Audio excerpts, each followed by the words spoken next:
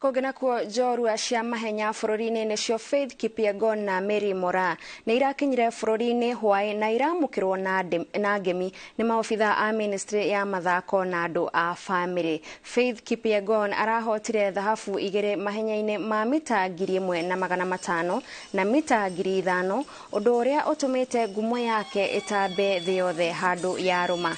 Nake Mary Moraa arathamakire ihenya-inĩ rĩa mita 800 kũrĩa arahotire thahabu ciothe ithatũ iria Kenya irahotire mahenya-inĩ ma thĩ yothe iraumanire na kĩo gĩa Kipyegon na Moraa.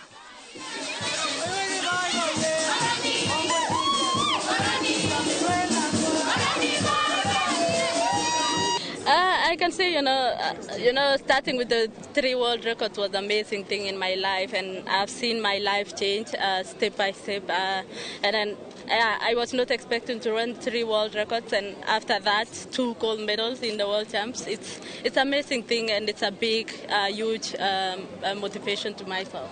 Now that you've won, what sort of motivation does this give you? This is a big motivation, I still want to push myself to empower young girls out there to know that everything is possible in life.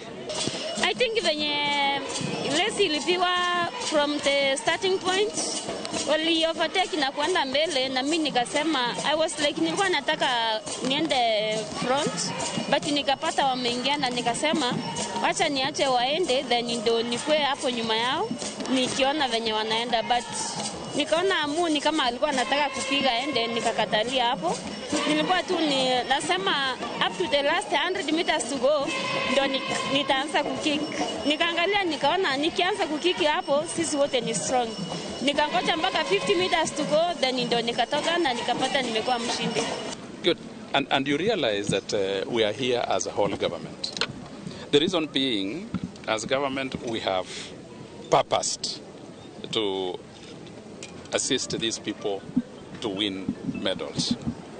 And I was personally there in Budapest. I came back this morning just to come and receive them because they did a wonderful job.